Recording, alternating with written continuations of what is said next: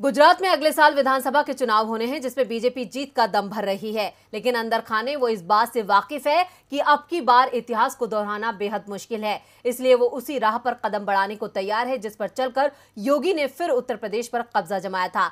BJP की इसी policy से सीधे तौर पर सवाल पीएम मोदी के मॉडल पर खड़े होते हैं। साथ ही योगी का कद बढ़ने के संकेत मिलते हैं।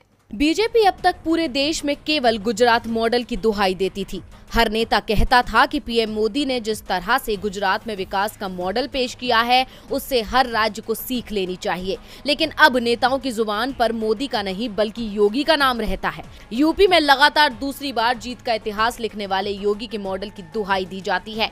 यहाँ तक कि अब तो मोदी के गढ़ गुजरात में भी पुराने मॉडल को भुलाकर योगी की नीतियों को अपनाया जा रहा है। गुजरात में बीजेपी सरकार चुनाव में जीत हासिल करने के लिए योगी की राह पर चलते हुए जल्द ही नया कानून ला सकती है। शांति बनाने के लिए लगातार नए कानून पर मंथन किया जा रहा है।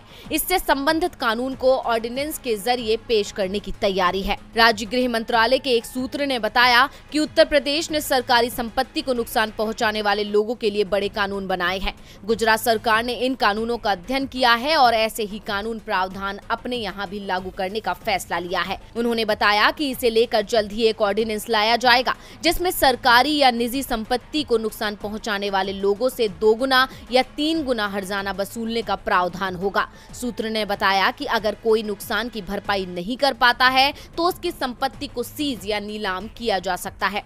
इसके साथ ही जेल भेजने का प्रावधान भी शामिल होगा। अन्य कानूनों की तरह इसमें भी ट्रिब्यूनल और स्पेशल कोर्ट होंगे जो ये तय करेंगे कि मामला प्रस्तावित कानून के तहत आता है या नहीं। अब गुजरात सरकार के इस फैसले से साफ हो गया है कि वो योगी की राह पर चल रही है। लेकिन वहीं दूसरी तरफ इस निर्णय से पीएम मोदी के घटते दबदबे के भी संकेत मिलने लगे हैं, क्योंकि अब मोदी की जगह योगी का मॉडल चलेगा।